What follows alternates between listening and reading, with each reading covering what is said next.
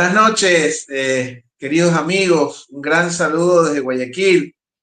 Bueno, muy Amigo, muy contento por esta jornada, indistintamente del resultado. Me es complicado hacer en esta noche si las cosas se mantienen de consultor político o analista, pero vamos a hacer el esfuerzo, que al final eso es lo que me genera ingresos, lo otro me genera problemas. Felicidades y agradecimiento a Mauro por defender las ideas, no de ahora, de siempre. Un saludo también a todas las personas que se han esforzado, indistintamente digamos, de la postura que hayan tomado. Creo que hoy día va a ser el triunfo del Ecuador, cualquiera que sea el resultado. Sobre materia electoral, bueno, por ahora tenemos que hablar en base a los hechos. No tenemos, teóricamente debería pasar de un 50%, o en este caso, a pesar de la diferencia. Todavía no sé el corte de la página del CNE por cuánto va, cuánto está computado, pero estaba revisando algunos resultados en algunos lugares. Lo de Imbabura es una locura, sobre el 70% en la provincia, y en Otavalo casi el 80%. Una provincia que según algunos influencers estaba secuestrada. Ya vemos la contundencia del resultado. Un saludo, un abrazo a Pacha, donde quiera que esté. Espero que se funda un abrazo hoy día con algunas personas como Mauro y algunas otras personas más, que como la señorita Silva, como Mónica Luzurraga en Guayaquil. Realmente me parece lo más destacable e indistinto el resultado, las vocerías. Creo que los cuadros se impusieron a los influencers, por lo menos en la batalla conceptual. Así que, bueno, vamos a esperar, digamos, que se consumen los hechos. Y por el momento me parece que hay resultados. Estaba revisando a Suay, esperaba una diferencia más alta, pero todavía, digamos, no pasamos del 30% en esa provincia. Osvaldo, tú acabas de mencionar un tema que me parece fundamental. Imbabura, Otavalo, el epicentro de las últimas protestas. Perdón la crudeza en mis palabras, pero esto tal vez es darles en la boca a aquellos que demonizaron la protesta social, a aquellos que demonizaron al movimiento indígena, y de alguna manera reflejaría también una suerte de conexión con probablemente otros segmentos de la población que vieron con muy malos ojos los excesos de la represión estatal en contra de los manifestantes. Mira, no me gusta generalmente en este tipo de espacios. Pero bueno, primero estoy entre amigos, entre amigos y paisanos, pues, ¿no? Bueno, ustedes son citadinos, yo soy de Columbia, pues, ¿no? Entonces en Columbia vemos las cosas de 3.300 metros de altura. Un saludo a toda la gente de nuestra provincia y de mi parroquia en el Cantón Colta. Mira, para mí hay dos temas muy interesantes, porque, bueno, ya decía Ortega y Gasset, yo soy yo en mis circunstancias. Lamentablemente yo vivo en una de las ciudades más peligrosas del planeta, querido Mauro. Así No es. te imaginas tú el permanente debate, familiar, discusión, a dónde nos vamos y cómo nos vamos. Una situación complicada. Y te digo esto, ¿por qué? Porque mis apariciones en medios las he disminuido un poco desde que ya en Guayaquil no existe el expreso escolar. Tú puedes ir a cualquier colegio, y si antes había 30 expresos, ahora hay 4 y 3. Los padres de familia en convoy, en caravana, vamos a ver a nuestros hijos. Entonces, yo no existo, y tú eres un hombre de familia, me vas a entender. Yo no existo desde las 6 de la mañana hasta las 8 que estoy en el operativo. Imagínate un ejercicio como llevar a tu hijo a la escuela.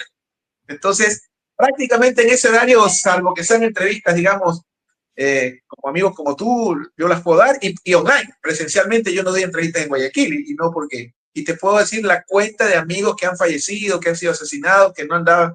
Te doy un nombre a quien tú conociste, Miguel Santos Burgos, amigos que han sido asesinados sin ningún tipo de antecedente penal. Entonces, te digo eso como preámbulo, porque realmente el día de hoy, eh, indistintamente el resultado, yo decía en algunos espacios, en mis redes sociales, incluso a mí me parecía deshonesto ir a entrevistas y tomar una posición. Si me invitas como analista, bueno, yo voy como analista. Es deshonesto que yo vaya y diga vota por A o por B.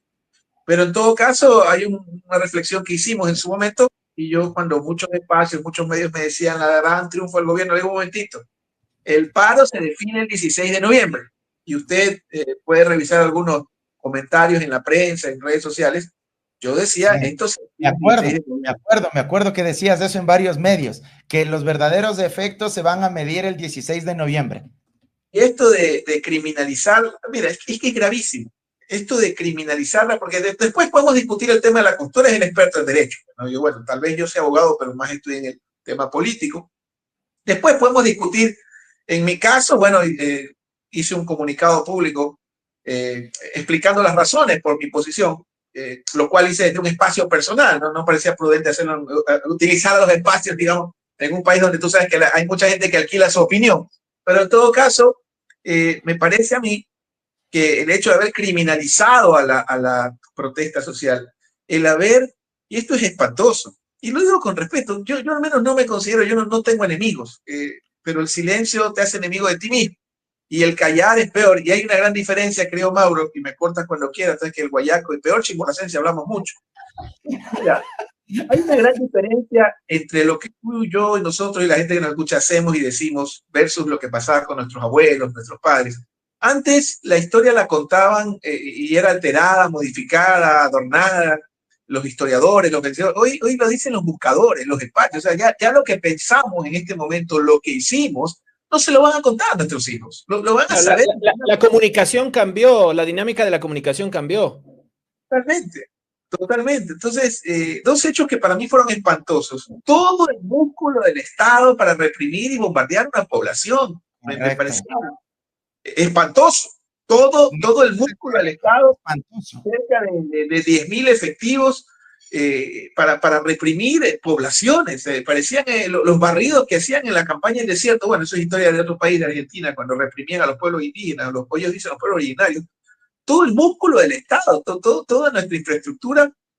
Y en Guayaquil o en Durán, acuérdate que mi mamá vive en Durán, yo viví en Durán prácticamente hasta que me casé, todo el músculo del Estado y los argumentos que se ha presentado a la gente, que de pronto que es una base, luego que es aquello, que no se puede, que la ley no lo permite. Y a mí me ha dado mucho gusto cómo la contundencia de los argumentos, porque yo creo que si hoy día hay un triunfo no me quiero adelantar, yo no creo que va a ser el triunfo de un partido, va a ser el triunfo de las ideas, va a ser el triunfo de la dignidad de un pueblo, va a ser el triunfo de los conceptos, de la contundencia frente a lo frívolo, frente a lo liviano, frente a, digamos, a las vocerías, digamos, a los influencers. Realmente, para Osvaldo, mí, y en ese marco, ¿qué rumbo crees tú que debería tomar el gobierno nacional? Y si crees que va a cambiar o no de rumbo, o por el contrario, va a volver a la esencia de lo que han sido sus campañas políticas anteriores. mira, esto yo creo que no es un tema de tintas mágicas, creo que no es un tema de Rambo o de Robocop, o sea, al punto ¿Dónde más. estará ese hombre, hermano, el que Pobre. mencionaba todo eso este No, rato, hermano? Lindo. no. Es una pena que intentar invitar a Durán Barba, lo único que tiene Durán Barba es la voz, pues, ¿no? Pero en todo caso, digamos, no es el momento de las tintas mágicas, no es el momento. Y hay una característica, y reitero, o sea, nosotros, mira, siempre digo a nuestros alumnos cuando ejercemos la docencia, esa actividad tan maravillosa, yo le digo a los politólogos, futuros politólogos, nosotros no hablamos ni bien ni mal de los políticos, los describimos. Y hay que ver las características, pues, ¿no? De esta etapa plutocrática en nuestra historia. Hoy un pueblo le dice que no a alguien que nunca en su vida le han dicho que no. Creo que es la primera parte. Y la segunda, la gran lección, porque los pueblos son sabios, yo creo que hay dos grandes lecciones, si me permite, una vez que esté el resultado oficial. Porque para mí, yo comentaba con amigos, yo creo que la pregunta 4 vale toda la consulta. Honestamente, yo creo Correcto. que es el gol de oro. Pero Coincidimos. al margen de eso, incluso amigos me decían, oye, yo quiero ir a la constituyente. Espérate un momento, todavía esto no está definido.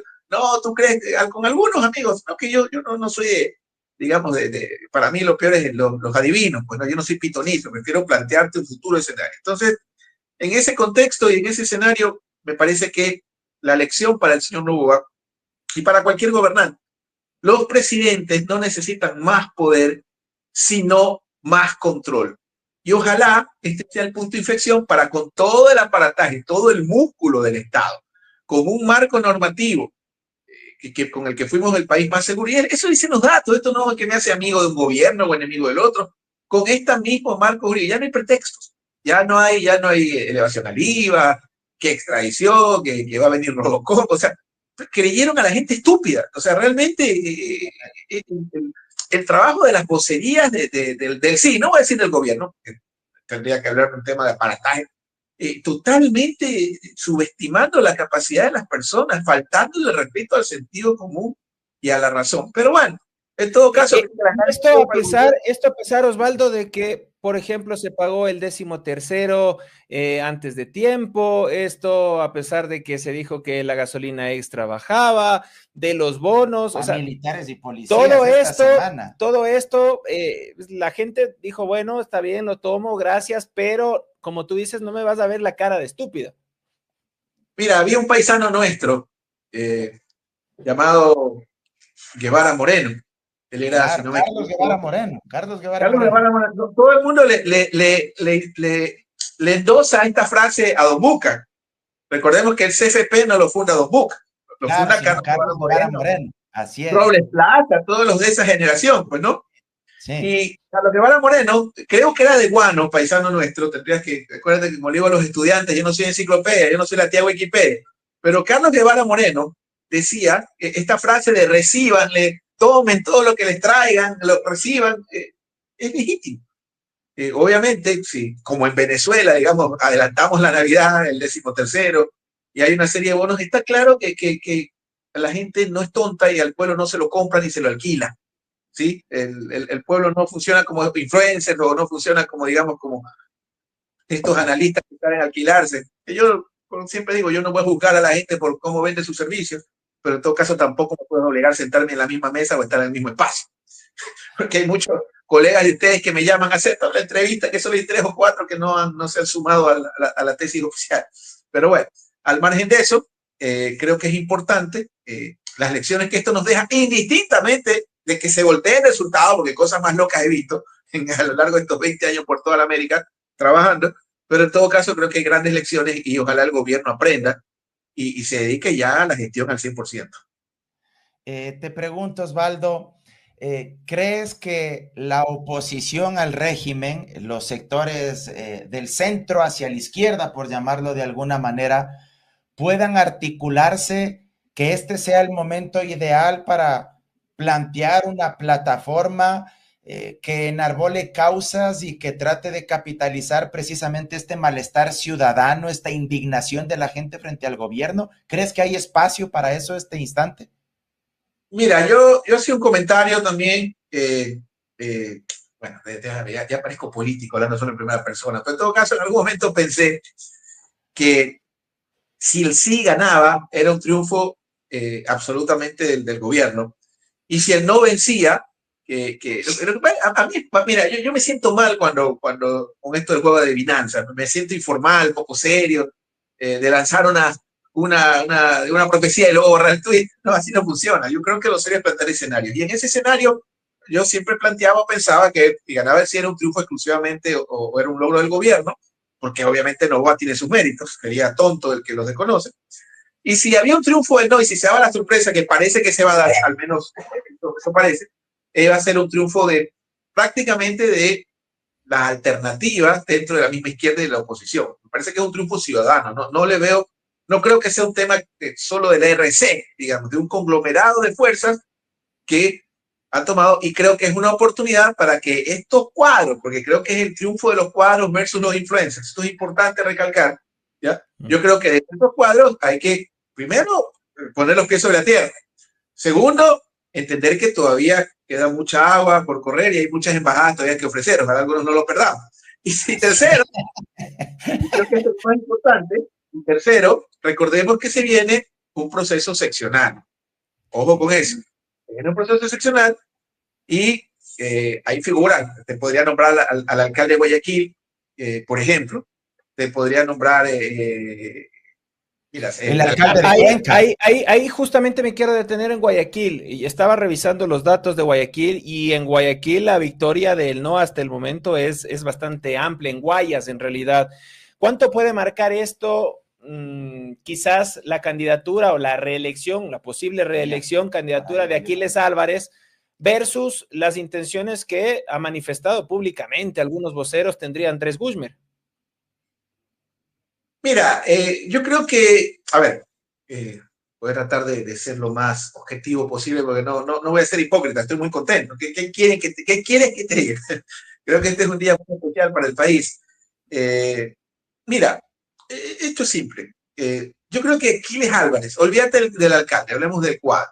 Aquiles Álvarez es el opositor natural, regional, étnico e ideológico, digamos, del presidente Noboa. Pero con dos salvedades o dos observaciones que yo te daría. Cuidado, el gobierno, si Noboa, que es inteligente, y creo que no es tonto, no hace un giro absoluto en la conducción para aquellos que lo convencieron que esto es de tener influencia, que esto es de dar bonos, ¿ya? Ya, Perdona, cosas... perdona que te o corte de ahí, pagar Osvaldo. a periodistas deportivos. Perdona que te corte ahí, Osvaldo. Te estás refiriendo a que si el gobierno quiere levantarse de este cataclisma político, no le va a bastar seguir insistiendo con contratar a periodistas deportivos para que tuiteen, seguir con la banalidad de la política, sino ser efectivo en términos de gestión y de acción política, es decir, darle resultados y mejorar las condiciones de vida de la gente. ¿A eso te estás refiriendo si es que efectivamente quiere levantarse el régimen? Y cuidado, yo no creo, no hay muertos en política, ojo, y estas cosas en la política se aprenden. Y en el caso de Álvarez, básicamente yo creo que es el opositor natural, pero tiene dos, digamos, objeciones o salvedades. La primera, que no es un liderazgo regional que tiene que terminar de consolidarse. Y lo segundo, y muy importante, tiene que reelegirse. Antes de hablar de cualquier cosa futura con Álvarez, hay una reelección de por medio. Y Guzmán... En Guayas, en Guayaquil, en estos Guayaquil. resultados, ajá. La provincia más grande del país, que es casi como una elección en Guayas, es como una elección de Centroamérica, ¿no? O sea, no es cualquier lugar. Y lo segundo, indudablemente Guzmán, que, bueno, yo creo que él empezó con esta tradición de periodistas deportivos que hablan como argentinos, ¿no? Digamos que Guzmán no deja de tener su mérito, y entiendo yo que es uno de los candidatos, o uno de los cuadros, o una de las opciones que tiene el gobierno, que tiene el aparato todavía, que cuidado, o sea, el gobierno, si aprende bien las lecciones, podría revertirlo en las seccionales, ojo con eso.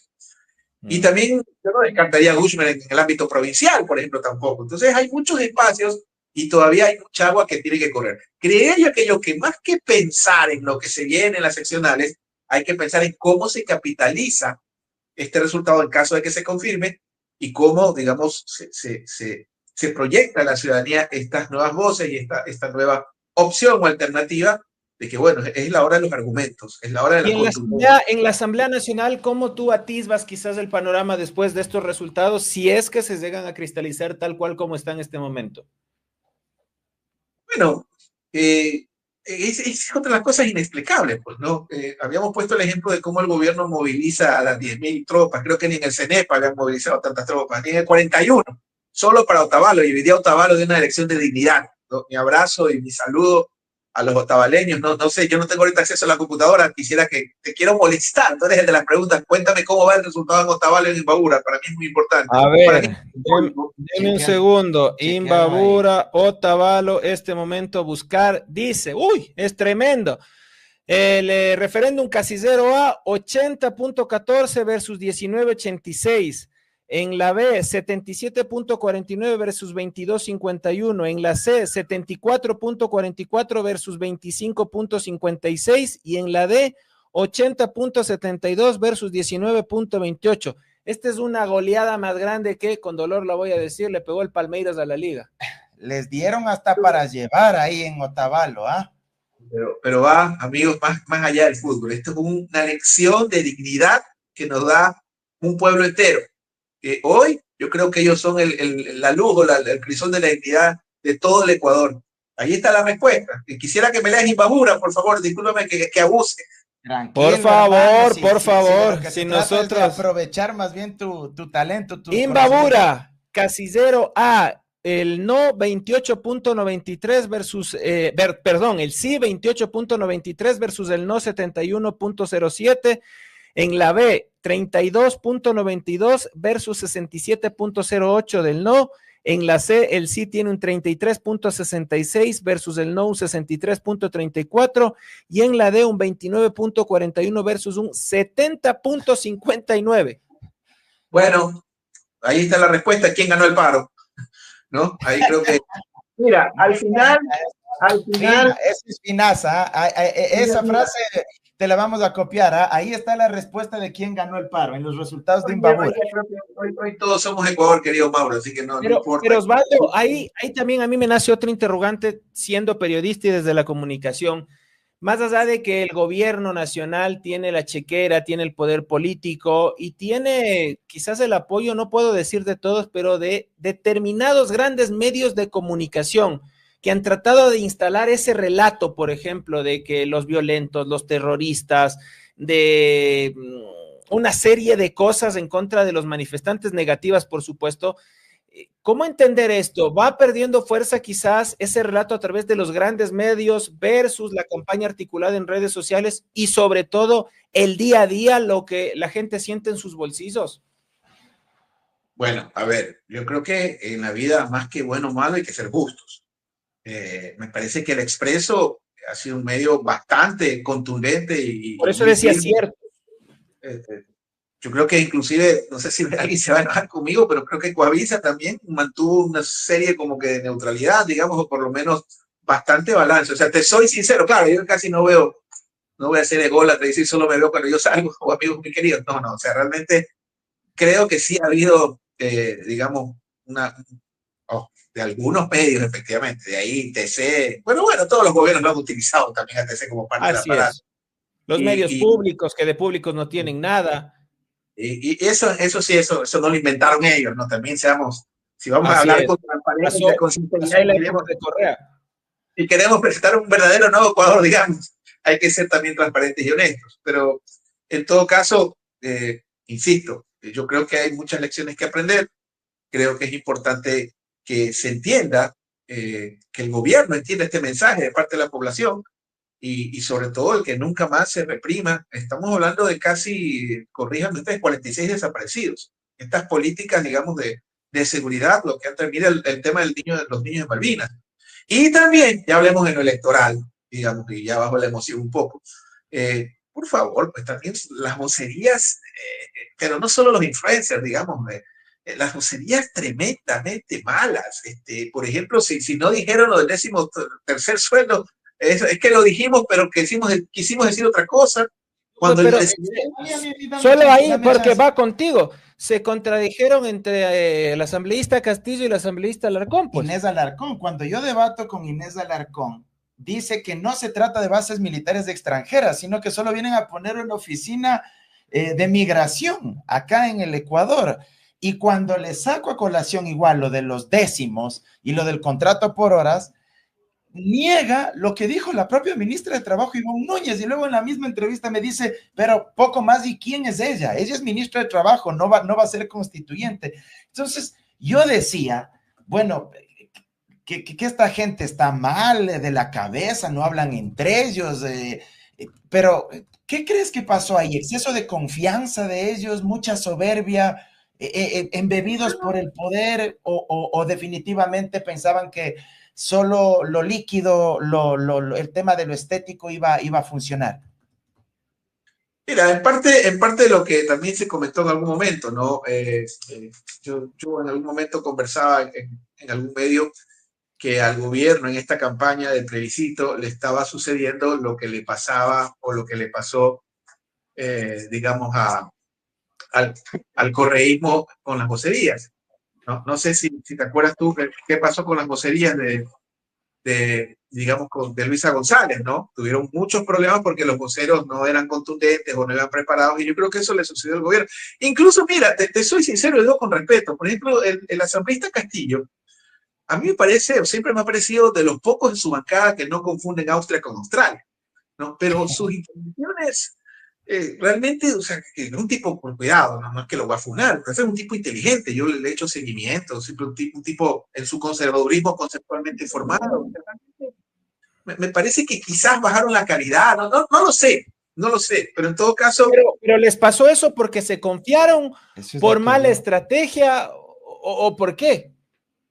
Yo creo que un poco de todo, pero yo tal vez suene un poco necio y recurrente con lo que te voy a decir. Para mí, lo de fondo es el resultado en Imbabura, porque al final Las cosas siempre, la historia se encarga de ponerlas en su lugar. Por eso, mira, por eso en esta moneda, que nadie me explica, estamos dolarizados y no sé 50 centavos de qué son. En esta moneda está la mamita Tránsito, una mujer a la que yo amé con locura, a la que tuve la suerte de conocer y pedirle la bendición en su momento. La historia al final pone a las cosas en su lugar. Aquí está mamita Tránsito. ¿Sí? Entonces la historia al final se encarga de poner a la gente y a las cosas en su lugar. Y creo que hoy, al menos el resultado en Imbabura, en Otavalo, le da una clase de dignidad a este pueblo tan golpeado, a este pueblo que está, por lo menos acá en la costa, ni te cuento. Acá ir a la panadería es un acto de altísimo riesgo. En todo caso, bueno, esperemos igual los resultados y ojalá esto sea una gran lección para el gobierno y para la oposición, que se articule, que se mantenga así y finalmente, bueno, esperemos también las seccionales que creo que van a ser el verdadero termómetro. La última, querido Osvaldo, perdona el abuso. Esta pregunta, la referente al casillero C, de la reducción de asambleístas, que era la que más atraía y que si bien tiene una diferencia de 5 puntos y un poquito más a favor del no, ¿cómo poder interpretar que la gente haya dicho no a esta propuesta de reducir asambleístas a pesar de la desafección que mucha gente tiene de la política y sobre todo de la asamblea? Bueno, es que generalmente son, a ver, aquí vamos a discrepar, amigo, son mitos que instala la opinión pública, no solo determinados medios. Mira, el caso de Lazo. Lazo empezó con la cantaleta de que la culpa era de la asamblea, recuerdo. Y mira, en las mediciones a las que yo tuve acceso por mi trabajo que es conocimiento público, yo no soy encuestador, pero contrato estudios de casi todas las empresas permanentemente, siempre la asamblea durante el mandato de Lazo estaba mejor evaluada que Lazo. Siempre. No hubo un momento en que la asamblea esté menos evaluada. Claro, estoy hablando después de que entró en su, digamos, en su, no voy a decir decadencia porque suena feo y grosero, en su momento de declive de popularidad. Pero en el momento que Lazo, digamos, siempre que era evaluado con la asamblea tenía mejores valoraciones. Eso de satanizar al poder legislativo, que para remate, un poder legislativo que está en manos totales y absolutas y yo sí te quería hacer una observación a mí, y te lo dije, creo, no me pareció que le hayas dicho residuo, rechazo, un poco grosero, pero luego lo entendí con la euforia del debate, era Velasco Ibarra también medio rayado, pero en todo caso, la Asamblea Nacional... Es que no es que estaba así, pues así estaba con la Constitución, ahí como loco. Entonces, en este caso, creo que son estos mitos que intentan instalar, es como el famoso Consejo de Ciudadana. Eso lo escuchaba alguna vez, no recuerdo a quién, que han preguntado 10 veces sobre el CPC, el pueblo siempre lo ratifica. Lo mismo con la Asamblea Nacional. Imagínate tú bajarle la representación. Mira, lamentablemente quienes conocemos el interior, la comunidad, el Ecuador profundo, la gente, por ejemplo, ahora que los municipios están impagos, una cosa es un municipio grande como Guayaquil, Quito, Cuenca o provincias grandes que tienen capacidad de autogestión, pero hay lugares del Ecuador profundo como Colta, mi cantón, como Oña, como cantones pequeños donde el municipio, donde los pocos espacios públicos son medulares de su economía local. Y en este caso, disminuirle la representación a las provincias, yo creo que era un error y finalmente el pueblo se ha manifestado como se está manifestando. Muy bien, querido Osvaldo, muchas gracias, amigo. Gratitud eterna por siempre darnos unos minutos de tu generosa tiempo y además sabiduría. Eres muy, muy generoso con nosotros, así que gracias, amigo. Gracias, amigo querido paisano. Te enviamos un abrazo enorme. Cuídate mucho y tenemos pendiente una charla con persona. Gracias por defender las ideas. Gracias a Mónica, gracias a Pacha, gracias a la señorita Silva. Seguramente se me escapan. Y gracias y mi admiración profunda y agradecimiento al pueblo de Imbabura y especialmente a Otavalo, que ya han dado una gran lección histórica.